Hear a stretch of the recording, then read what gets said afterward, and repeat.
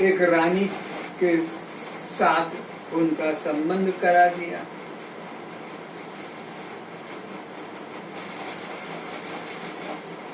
बच्चे भी हो गए। तो महात्मा को ऐसा देखकर वो राजा कहने लगा मन मन में कि मैं कहाँ फंस गया, ये तो बाबा जैसा नहीं दिखता है, पूर्ण गृहस्थी है। तो कहा महाराज अब आप में और हम में अंतर क्या है? क्या अंतर तो बहुत है। तेरे पास राज्य है, तेरा महल है, रथ है, तो राजा ने उनको कुछ जमीन भी दे दी कि ये एरिया में तुमको दे देता हूँ, ये महल भी और ये रथ दासी। फिर कहा कि अब तो महाराज देख लिया आप में हमने कोई अंतर नहीं है। बोला अंतर तो बहुत है। क्या अंतर है मैं समझाऊंगा। ऐसे दिन गया, महीना गया, 6 महीने हो गए। वो सोचे कि कैसे करके ये महात्मा यहाँ से अब चला जाए, और अब उनको कहें भी कैसे। तो कहा महाराज वो आप बताइए आप में हमें अब अंतर क्या रह गया? सब लोग कह रहे हैं कि ये कैसा महात्मा, खाता है पीता है, साथ साथ बैठता है, आता है जाता है। तो बताऊंगा, कल सुबह घूमने चलेंगे। सुबह के समय राजा तैयार, महात्मा भी तैयार, और चलते चलते 9 बज गए। महाराज अब लौट चले? नहीं अभी चलते हैं। 10 बज गए, 11 बज गए, 12 बज गए। महाराज अब तो चले, धूप हो रही तेज, वहाँ लोग इंतजार कर रहे होंगे, मेरी रानी मेरे बच्चे, और चलते हैं। बोले महाराज अब मैं तो और नहीं चल सकता। बोले मैं तो अब जा रहा हूँ। महात्मा ने कहा मैं जा रहा हूँ, मैं तेरे संग वापिस नहीं जा सकता। आया समझ में क्या अंतर है तेरे और मेरे में? तू उनमें आसक्त होकर रह रहा है, मैं अनासक्त होकर रह रहा था। तेरे महल से, तेरी रानी से, तेरे रथ से मेरे को किंचित भी उसमें आसक्ति नहीं थी। ये अंतर है। तो असली जो संत होते हैं उनका बाह्य व्यवहार देखकर कोई निर्णय नहीं कर सकता, क्योंकि बाहर के व्यवहार तो ऐसे दिखा देते हैं जो असली संत के भी लक्षण नहीं है, पर वो अंदर उनमें सब संसार भरा रहता है। चलो आगे नहीं चले। हे जनक, क्या तेरे मन से पंच भ्रांति रूप संसार निवृत्त हो गया है? तो अभी जनक जी से पूछ रहे हैं कि हे राजन, तूने मेरा ब्रह्म ज्ञान सुन लिया, तो क्या तेरे मन से पंच भ्रांतियां निवृत्त हो गई है? ये पंच भ्रांति जीव को संसार में बांध के रख रही है। भेद भ्रांति, कर्ता भोक्ता भ्रांति, संग भ्रांति, विकार भ्रांति और ब्रह्म से पृथक जगत सत्य, ये भ्रांतियां प्रबल भ्रांतियां हैं। गुरु का उपयोग है तो केवल इसी काम के लिए। शिष्य बनाना गुरु का काम नहीं, कान में मंत्र फूंक देना ये गुरु का लक्षण, गुरु का काम नहीं। अरे जो कागज पे लिखा हुआ वो तुम्हारे कान में बोल दिया, उसको तुमने रट के जपने लगे, उससे मुक्ति का क्या संबंध है? कोई राधे, कोई शिव, कोई राम, कोई ओम नमो भगवते, यही तो सिखाएगा। तो ये अक्षर को तुम बोल दोगे तो उससे वो गुरु बन गया और तुम चेला बन गया, उससे कल्याण का कुछ नहीं, इससे संबंध नहीं। भेद भ्रांति, गुरु का काम है भेद भ्रांति को अलग करना है। भेद भ्रांति क्या है? परमात्मा अलग है और मैं अलग हूँ, ये भेद भ्रांति। इसीलिए मंदिर जाते हैं, तीर्थ जाते हैं, पूजा करते हैं, यज्ञ आहुति आदि करते हैं कि वो कोई हमारे सत्कर्म के द्वारा हमको फिर फल देगा, हमारी मनोकामना पूरी कर देगा। इसलिए हम कोई देवी देवता का जप करते हैं, कि कुछ व्रत उपवास करते हैं। इस तरह से ये भेद भ्रांति को हटा देता। नहीं, वो एक ही है। जैसे एक सूर्य अनेक जल पात्रों में अलग दिखता है, पर है तो सूर्य। भेद भ्रांति करना है। एक ही व्यक्ति दर्पण में, चारों तरफ दर्पण में, दर्पण होने से एक ही व्यक्ति अनेक दिखने लगता है। तो ऐसे ही कर्ता भोक्ता भ्रांति, कि मैं कर्ता और मैं भोक्ता, ये भी एक भ्रांति है। अगर मैं कर्ता और मैं भोक्ता होता तो गहरी निद्रा में भी पता लगता। दिन में तो पता लगता है मैं कर रहा हूँ, मैं भोग रहा हूँ, सपने में भी आता है। लेकिन अगर मेरा कर्ता भोक्ता स्वरूप होता तो गहरी निद्रा में भी हो रहा, पर गहरी नींद में तो कुछ भी नहीं था।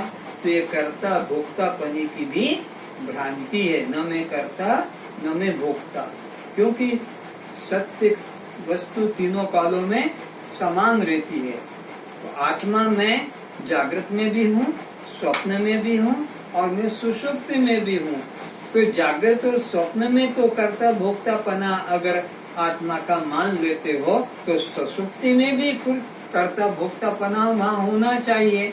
आत्मा तो है लेकिन कर्ता भोक्ता वहाँ नहीं है। तो ये निश्चित हो गया कि आत्मा का ये स्वभाव, जैसे अग्नि जब भी देखोगे गर्म मिलेगी, बर्फ जब भी देखोगे शीतल मिलेगा, क्योंकि धर्मी धर्म का नित्य संबंध है। धर्मी धर्म का कभी त्याग नहीं होगा। चीनी है वो सदा मधुर मिलेगी। तो आत्मा कर्ता होती तो सुषुप्ति में भी कर्ता भोक्ता प्रतीत होना था, पर वहाँ तो आत्मा में कर्ता भोक्ता। तो सद्गुरु का काम ये भ्रांतियों से मुक्ति दिलाना है, न कि चेला बनाना है और अपना को गुरु भगवान बनाकर पूजा कराना है कि मेरे पैर छुए, मेरी आरती करे, मेरे को अच्छा उपहार दे। ये गुरु का लक्षण है। गुरु का लक्षण है कि ये जिज्ञासु के मन से भेद भ्रांतियां निकल जाए। संग भ्रांति, ये देह के अनुरूप अपने को मानना, ये संग भ्रांति है। देह जन्मा तो अपने को जन्मा मान लिया, देह बालक किशोर तो मैं बालक किशोर मान लिया, देह युवा प्रौढ़ वृद्ध तो मैं युवा प्रौढ़ वृद्ध, और देह जन्मा देह मरा तो ये हो गई संग भ्रांति। तो गुरु क्या निश्चय कराता है कि ये देह से तू अलग है। जैसे कुम्हार घड़ा बनाता है, वो घड़े से अलग है। ऐसे ही पिता माता ने शरीर बनाया, पर शरीर के पिता माता हैं, तेरा कोई पिता माता। तो ये संग भ्रांति निकाल देता है। ऐसे ही विकार भ्रांति कि देह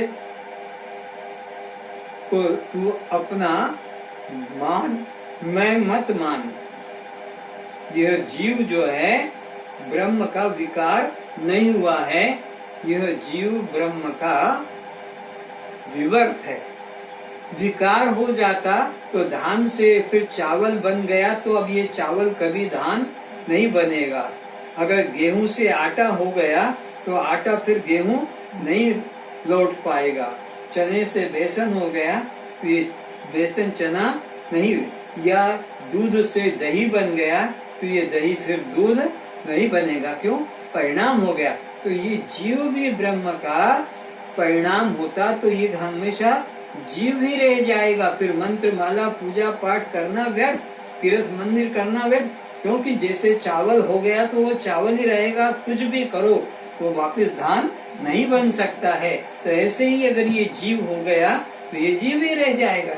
तो ये जीव परमात्मा का परिणाम नहीं, विवर्त है। कैसा विवर्त है? जैसे सोने से अलंकार, मिट्टी से घड़ा, लकड़ी से फर्नीचर। तो ये लकड़ी का फर्नीचर बन गया, ये प्लास्टिक का स्टूल बन गया, ये प्लास्टिक ही रहेगा। चाहे स्टूल बन जाए कि कुर्सी बन जाए कि कोई और कुछ बन जाए, क्योंकि परिणामी वस्तु अपने उसी रूप को नहीं लौटती है, पर विवर्त वस्तु तो वह ही होती है। तो स्वर्ण से अलंकार बन गए, नाम कुछ भी दे दो पर वो स्वर्ण ही है। इसी प्रकार लोहे से कुछ भी आप यंत्र बना लो पर वह लोहा ही है। तो ऐसे ये जीव ब्रह्म ही है, ये ब्रह्म का परिणाम नहीं, विवर्त है। तो इस प्रकार गुरु शिष्य के अंतःकरण से पांचों भ्रांतियों को दूर करता है। अंतिम भ्रांति है कि ब्रह्म से पृथक जगत सत्य। जो लोग कहते हैं कि ईश्वर का क्या काम है, स्त्री पुरुषों ने सेक्स किया बच्चे हो गए, घोड़े घोड़ी ने सेक्स किया बच्चे हो गए, कुत्ते कुतिया ने सेक्स किया बच्चे हो गए, तो इस तरह ये संसार बन गया, इसमें परमात्मा का क्या काम है, ऐसे अज्ञानी लोग कहते हैं। तब गुरु समझाता है कि देख, कोई भी कार्य कारण से अलग नहीं होता है। ये जगत कार्य है, इसका कारण परमात्मा है, तो ये परमात्मा से अलग नहीं है, ये परमात्मा ही है। और अज्ञानी कहते हैं इसमें परमात्मा की क्या जरूरत है, एक हल्दी और चूना मिला लो लाल रंग हो जाता है, ऐसे यह स्त्री पुरुषों के सेक्स संबंध से संसार हो गया। लेकिन सद्गुरु बताते हैं ये ब्रह्म ही जगत रूप में है। जैसे मकड़ी अपने द्वारा वो जाला भी बनाती है और लीन भी कर लेती है, वो उपादान कारण भी है और निमित्त कारण भी है। तो परमात्मा ही सृष्टि का उपादान कारण है और वह ही इसमें कार्य रूप में भी है, कारण रूप में भी वही है, दोनों वही है। संसार में कुम्हार अलग है, मिट्टी अलग है और घड़ा बनता है, लेकिन परमात्मा ने कहीं से मटेरियल लाके अलग से संसार बनाया नहीं। जैसे वो मकड़ी अपने मुख से जाला निकालती है और अपने में लीन करती है, तो ये सारा संसार एकमात्र ब्रह्म रूप ही है। तो गुरु का काम क्या है, पंच भ्रांतियों से मुक्ति दिलाना, और गुरु का कोई काम नहीं। न तो गुरु मुक्ति दिलाता है, न गुरु आपको ब्रह्म बनाता है, न गुरु आपको आनंद दिलाता है। क्यों? आनंद तुम्हारा ही स्वरूप है, ब्रह्म तुम्हारा ही स्वरूप है, आत्मा तुम्हारा ही स्वरूप है। तो याद दिला देता है देह भाव हटाकर कि तू स्वयं सच्चिदानंद ब्रह्म है, तुझसे ब्रह्म और कोई अलग वस्तु नहीं।